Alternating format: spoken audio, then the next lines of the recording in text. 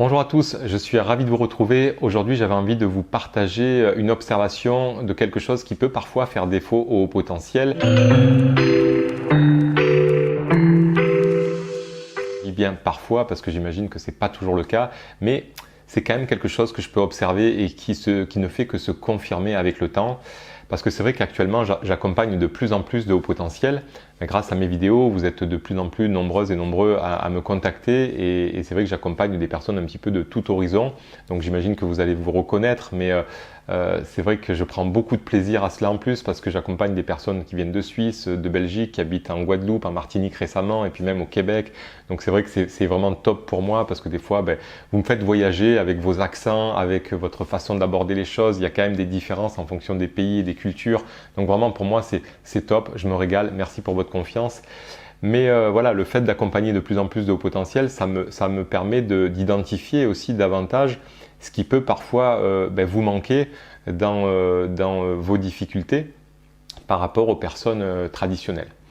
Alors, je dis bien parfois, hein, je nuance mes propos parce que je sais que ça va pas être le cas de tout le monde. Alors simplement prenez ce qui résonne en vous par rapport à ça et puis laissez le reste si ça ne vous parle pas. Mais ce que j'ai observé, c'est vrai que moi, quand j'ai commencé il y a 14 ans, quand je me suis installé, je n'avais en aucun cas conscience de cette différence de fonctionnement. Vous voyez, moi, je pensais que tout le monde fonctionnait de la même manière, je pensais que tout le monde fonctionnait comme moi, et donc j'accompagnais les personnes un petit peu de la même manière. Alors quand je dis de la même manière, bien sûr que je m'adaptais à la sensibilité de chacun, bien sûr que je m'adaptais aux besoins de chacun, à l'histoire, aux souffrances qui peuvent être différentes, il y a des personnalités différentes, vous voyez, et bien sûr que les êtres humains sont très différents globalement par rapport à tout un tas de choses. Mais c'est vrai que tant que je n'avais pas pris conscience de cette différence de fonctionnement, eh bien moi j'avais tendance à dérouler un petit peu à la manière dont je pensais qu'il fallait dérouler. Et c'est vrai que très sincèrement, au début de ma carrière professionnelle en tant que thérapeute comme ça, ou de coach, j'ai vraiment trouvé que j'avais quand même des difficultés à accompagner une majorité de personnes. Alors je constatais que quand je les accompagnais, j'avais une facilité à quand même rapidement les comprendre, à isoler un petit peu leurs problèmes. Mais ce qui se passait à l'époque, c'est que j'avais tendance à un petit peu trop surcharger d'informations les séances, à vouloir aller un petit peu trop vite parce que pour moi c'était assez naturel. Et donc dans l'échange, dans le partage au niveau de ces séances, j'avais tendance à un petit peu noyer ces personnes qui elles étaient davantage venues pour se sentir comprises et soutenues et puis pour peut-être faire des petits pas. Et moi j'avais tendance à aller un petit peu trop vite, à faire des séances trop chargées, pas forcément assez structurées également. Donc c'est vrai que je remercie vraiment les traditionnels pour ça parce qu'ils m'ont vraiment permis de me structurer davantage. Ils m'ont permis de comprendre à quoi servait la structure. Avant, moi, on m'en parlait de structure, je savais pas trop de quoi on parlait. Enfin, je comprenais le mot un peu conceptuellement, mais dans ma réalité, c'était pas forcément bien intégré. Et donc, vraiment, les traditionnels m'ont permis de vraiment comprendre ça, de comprendre l'importance de la structure, l'importance de la discipline. Et c'est vrai que, voilà, je trouve que vraiment, les traditionnels ont davantage cette facilité à être structurés et à mettre en application. Vous voyez, ils ont un peu ce côté un petit peu plus scolaire, mais qui rend aussi le passage de quelque chose de conceptuel à quelque chose de concret beaucoup plus efficace. Et c'est ce qui peut parfois faire défaut à certains hauts potentiels, donc peut-être que c'est votre cas, mais moi ce que j'observe, c'est que beaucoup de hauts potentiels, moi en tout cas quand j'ai des échanges avec les personnes que j'accompagne comme ça, qui sont hauts potentiels, c'est qu'il y a vraiment, je le ressens, hein, il y a un plaisir intellectuel. Alors au-delà des fois ce qui peut être douloureux de mettre en lien de par son vécu, son passé, ses douleurs, ses blessures, mais l'intellect, voyez, est rapide, il y a quelque part une compréhension rapide des choses, des prises de conscience qui peuvent aussi être relativement rapides. Et donc, ce que j'observe vraiment, c'est qu'il y a un plaisir intellectuel, il y a presque une jouissance, voyez, intellectuelle à comprendre, à donner du sens. C'est un peu comme un jeu d'ego qu'on construit comme ça rapidement et qui donne du plaisir.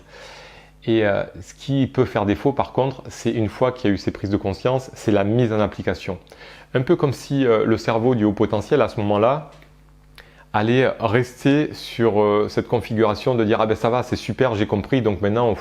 je suis sorti un petit peu de ma galère là. » Et c'est comme s'il manquait parfois quelques billes pour davantage intégrer ce que l'on a pu comprendre à quelque chose de très pragmatique, de quelque chose de très structuré avec une forme de discipline pour que ça soit intégré dans le quotidien.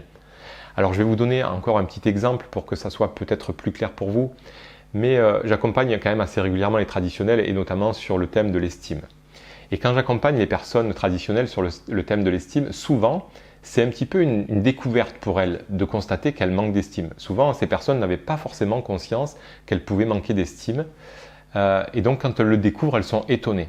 Par contre, quand je leur propose les outils, elles vont rapidement mettre en application les outils un peu comme des personnes avec un côté un peu scolaire. Et du coup, elles ont rapidement, quelque part, des résultats. C'est-à-dire que je passe un petit peu plus de temps pour les aider à prendre conscience de leur manque d'estime, mais quand je leur donne les outils, c'est plus rapide. À l'inverse, les hauts potentiels, on va vite sur la prise de conscience. Il y a des gens qui le savent déjà, il y a des gens qui arrivent en cabinet, qui savent depuis 20 ans qu'ils manquent d'estime. Ah, mais c'est pas une blague ça. Non, Et donc, vous voyez, c'est juste incroyable en fait, mais c'est pas du tout une critique parce que moi-même je suis passé par là. J'ai fréquenté énormément de thérapeutes et ça restait à un stade théorique. Vous voyez, j'avais une conscience de beaucoup de choses sur moi-même, sur ce qui me manquait, etc. Mais ma mise en application, finalement, était relativement pauvre. Vous voyez, c'était quelque chose qui n'était pas très pertinent. Et c'est vraiment ce que j'observe, c'est que quand j'accompagne sur l'estime les hauts potentiels, la majorité, quand je commence à faire le travail, la prise de conscience est rapide. Vous voyez, en quelques échanges, clac, clac, clac, ça y est, on a conscientisé le truc, etc. Et là, hop, on dirait que le cerveau du haut potentiel est content parce qu'il sait que ça y est, on manque d'estime et que oui, il va falloir peut-être apprendre à se valoriser, etc. Et oh bon, vous savez, j'ai compris, et en gros, j'en reste là.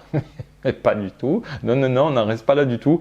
Donc là, l'idée, pour moi, si vous vous sentez concerné par mes propos, ça va vraiment être d'apprendre à structurer, à passer de quelque chose de conceptuel à quelque chose d'incarné dans la matière pour que dans le quotidien, eh bien, vous puissiez vraiment profiter de vos prises de conscience. Parce que moi, c'est vrai que je dis souvent, une prise de conscience, si elle reste à l'état de prise de conscience, ça ne sert à rien. Alors bien sûr que oui, on a peut-être l'air un peu moins bête, mais je préfère presque des personnes qui ont un petit peu moins conscience de certaines choses, mais qui sont plus dans une application quotidienne et concrète, que des gens qui ont conscience de tout un tas de choses, mais qui dans leur quotidien ou dans leur rapport à eux-mêmes sont relativement pauvres, vous voyez, pas très généreux, pas très abondants, pas très structurés.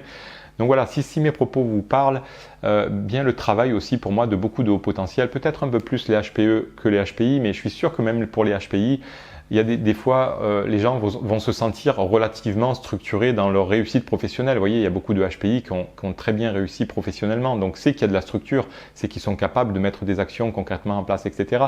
Mais on dirait que quand c'est pour leur rapport à eux-mêmes, quand c'est peut-être pour votre propre rapport à vous-même, pour vous aimer davantage, pour être plus doux avec vous, pour être plus tolérant, avoir davantage d'empathie, de bienveillance, de nourrir votre estime, par exemple, et vous valoriser, là, en gros, il n'y a plus de structure, il n'y a plus de rigueur. En gros, j'ai compris, mais je ne fais pas quoi. Et c'est là où vraiment, souvent, je trouve que ça pêche.